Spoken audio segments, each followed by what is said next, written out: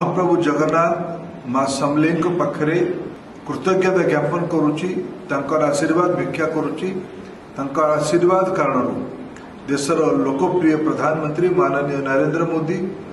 दलर राष्ट्रीय सभापति आदरणीय जेपी नड्डा जी देशर गृहमंत्री आमर नेता माननीय अमित शाह जी भरोसा कारण मत से आज संबलपुर लोकसभा प्रार्थी भावे चयन करिसेंती मनोनीत करिसेंती।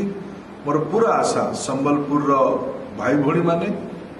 ओडिशार भाई भौणी माने एथर ओडिशा रे गत 10 वर्षर अनुभव को साक्षी रखिकी जो प्रकार कल्याणकारी योजना आज देश रे आम राज्य ओडिशा रे आगामी 2047 पर्यंत भारत को एक विकसित देश भावे ओडिशा को एक विकसित राज्य भावे तैयारी करिबा पई प्रधानमंत्री दृष्टि डबल इंजिन सरकार ओडिशा रे भी लागू हबो ओडिशा रे भी जाहिर हबो एई एथर निर्वाचन हबो। मोर पूरा विश्वास देशर जनता सह आम राज्य ओडिशार जनता ओडिया अस्मिता ओडिशार विकास विकसित ओडिशा पई स्वाभिमानी ओडिशा पई आशीर्वाद करिवे मोर पूरा एटे भरोसा अछि। प्रभु जगन्नाथ माँ समलेई पाखरे कृतज्ञता ज्ञापन करुच्ची तांकर आशीर्वाद भिक्षा करुच्ची तांकर आशीर्वाद कारण देशर लोकप्रिय प्रधानमंत्री माननीय नरेंद्र मोदी दलर राष्ट्रीय सभापति आदरणीय जेपी नड्डा जी देशर गृहमंत्री आमर नेता माननीय अमित शाह जी भरोसा कारण मत से आज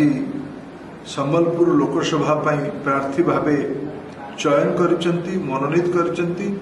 मोर पूरा आशा संबलपुर भाई भौणी माने ओडिशार भाई भौणी माने एथर ओडिशा रे गत 10 वर्षर अनुभव को साक्षी रखिकी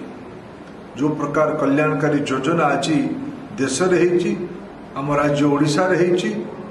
आगामी 2047 पर्यंत भारत को एक विकसित देश भावे ओडिशा को एक विकसित राज्य भावे तैयारी करिबा पई प्रधानमंत्री दृष्टि डबल इंजिन सरकार ओडिशा रे भी लागू हबो ओडिशा रे भी जाहिर हबो एई एथर निर्वाचन हबो। मोर पूरा विश्वास देशर जनता सह आम राज्य ओडिशार जनता ओडिया अस्मिता ओडिशार विकास विकसित ओडिशा पई स्वाभिमानी ओडिशा पई आशीर्वाद करिवे मोर पूरा एटे भरोसा अछि। मोबाइल फोन और सांगसाथी आपण पिलाटीर पाठपढ़ा और कैरियर को प्रभावित करुच्ची कि आपण से विवृत कि तेबे आज ही आसतु आपण चाहूबा मन लगी संपूर्ण आवासिक स्कूल